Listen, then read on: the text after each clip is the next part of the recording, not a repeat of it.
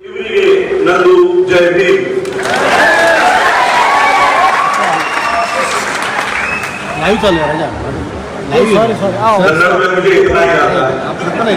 ऊपर नहीं आएगा इधर बैठे बहुत देर से ये कॉन्फ्रेंस चल रही है, परिषद चल रही है, बहुत सारी बातें यहाँ पर रखी गई। जितना कुछ कन्नड़ में मैं समझ पा रहा था, संविधान पर बहुत सारी बातें यहाँ हुई। मेरे ख्याल से रायचूर वही डिस्ट्रिक्ट है जहाँ पर 26 जनवरी को यहाँ के डिस्ट्रिक्ट जज ने बाबा साहब अम्बेडकर जी की प्रतिमा को हटाया था। ये वही डिस्ट्रिक्ट है। मल्लिकार्जुन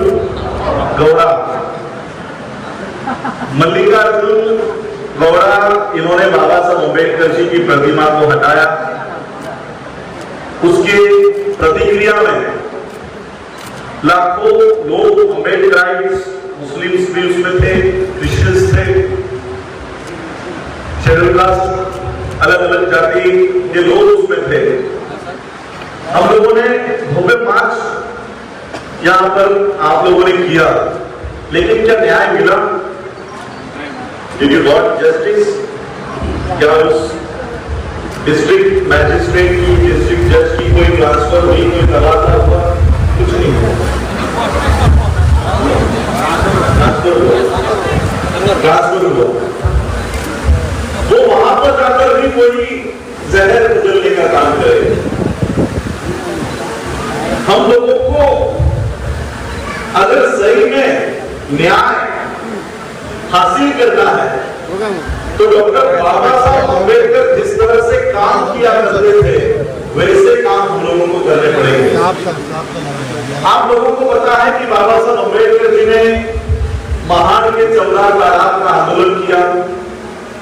20 मार्च 1927 को बाबा साहब अम्बेडकर जी ने महाराष्ट्र में स्थित महाड़ नाम के तालाब पर लाखों लोगों को, हजारों लोगों को इकट्ठा किया और पहली बार वो पानी को स्पर्श करने का काम किया। पानी को हाथ लगाकर वो पानी पीने का अधिकार बाबा साहब ने प्राप्त किया।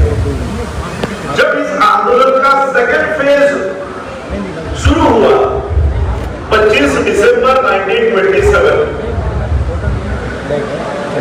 इससे पहले बाबा साहब इस आंदोलन को पूरा करते वहां के ब्राह्मणों ने कोर्ट में एक पिटीशन दायर की और पिटीशन दायर करके कहा कि ये जो तालाब है ये हमारा प्राइवेट तालाब है, ये सरकारी तालाब नहीं है और इसलिए इन लोगों को हमारे प्राइवेट तालाब से पानी पीने का अधिकार नहीं मिलना चाहिए। ऐसी एक पिटीशन उन्होंने कोर्ट में डाल दी और बाबा साहब अपने सेकंड फेज के लिए निकल पड़े। हजारों लोग फिर 25 दिसंबर को इकट्ठा हुए और जैसे ही बाबा साहब उनके गेस्ट हाउस पर पहुंचे, अंग्रेज पुलिस अधिकारी ने बाबा साहब से मुलाकात की समय मांगी। वो अंग्रेज ऑफिसर बाबा साहब के पास आकर बाबा साहब से कहा कि देखिए बाबा साहब, हम आपके अधिकारों के खिलाफ नहीं है, हम आपके आंदोलन के खिलाफ नहीं है, लेकिन ब्राह्मणों ने आपके इस आंदोलन के खिलाफ, आपके अधिकारों के खिलाफ कोर्ट में याचिका दायर की है और स्टे ऑर्डर हुआ है, इसलिए आप वहां पर ना जाए। अगर आप वहां पर गए तो मजबूरन हमें आप लोगों को अरेस्ट करना पड़ेगा। अगर जिस तरह से हम सोचते हैं आज काम कर रहे हैं, अगर बाबा साहब वैसे सोचते तो क्या करते? बाबा साहब कहते ठीक है, तुमको अरेस्ट करना है तो करो, हम अपने अधिकार लेकर ही रहेंगे। यही स्टैंड लेते बाबा साहब। जिस तरह से आज हम काम कर रहे हैं, बाबा साहब प्रतिक्रिया देते कि नहीं तुम हमको पानी पीने नहीं दे, हम जबरदस्ती जाएंगे। उस समय बाबा साहब के साथ जो कार्यकर्ता थे उन्होंने भी यही कहा कि बाबा साहब हम अरेस्ट हुए तो भी चलेगा, लेकिन हम उस महाड़ के चौरा तालाब पर जाएंगे। लेकिन बाबा साहब उन्होंने कहा कि नहीं,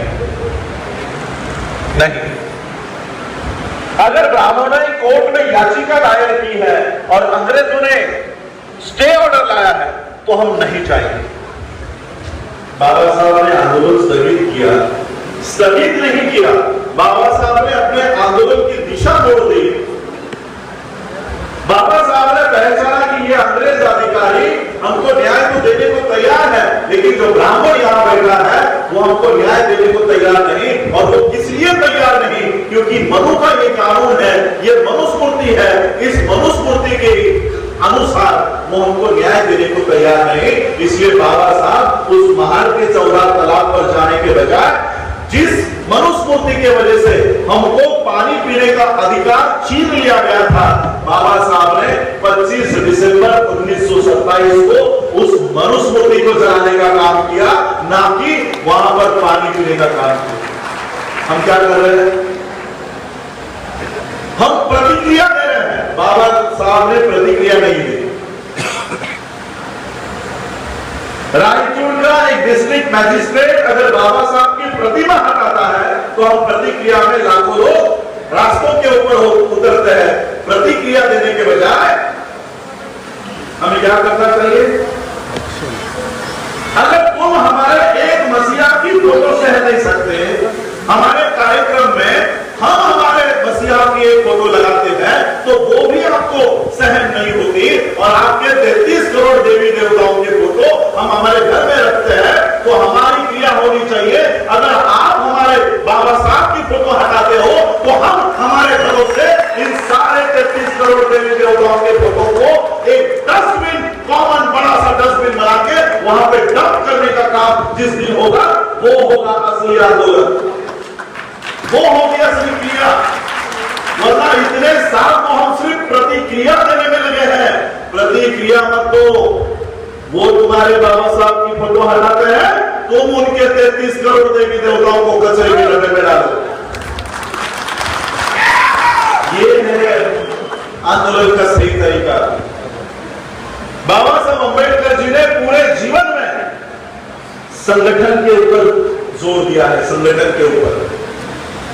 लंदन से जब बाबा साहब सीख कर आए, लंदन से सीख कर आने के बाद बाबा साहब ने अपने ऑर्गेनाइजेशन का ब्रीफ वाक्य, मोटो क्या रखा? To educate, to educate and to organise. आज हम लोग एजुकेट हो गए, एजुकेशन भी हमारे चल रहे हैं, लेकिन हम ऑर्गेनाइज नहीं है। आज यहाँ पर ये पिछले पन्ने पर मेरे ख्याल से अलग अलग जाति, अलग अलग धर्म के लोग, अलग अलग समाज के लोग, उनके नेताओं को, उनके ऑर्गेनाइजेशंस को, उनके लीडर्स को यहाँ पर आमंत्रित किया है। आज इस देश में सिर्फ अंबेडकर नाम से 1 लाख से भी ज्यादा संगठनें रजिस्टर्ड है। 1 लाख से भी ज्यादा। गुरु रविदास के नाम से अलग, वाल्मीकि के नाम से अलग, बुद्ध के नाम से अलग, महात्मा बसवेश्वर के नाम से अलग, ऐसे 10 लाख संगठन से ज्यादा संगठन आज हमारे हैं। ये यहां पर हमारे नेतागण हैं, मंच पर भी हमारे नेतागण बैठे हुए हैं। इतने टुकड़ों में हम बढ़ गए, इतने टुकड़ों में बैठे हुए। बाबा साहब अम्बेडकर कहते हैं कि टू ऑर्गेनाइज, इन सभी लोगों को संगठित करो, सभी लोगों को इकट्ठा करो। बाबा साहब अम्बेडकर एक ऑर्गेनाइजेशन बनाते थे, हजारों अधिकार प्राप्त करते थे कि नहीं? एक ऑर्गेनाइजेशन, बहिष्कृत हितकारिणी सभा, एस्टैब्लिशमेंट 1924, अचीवमेंट पानी पीने का अधिकार।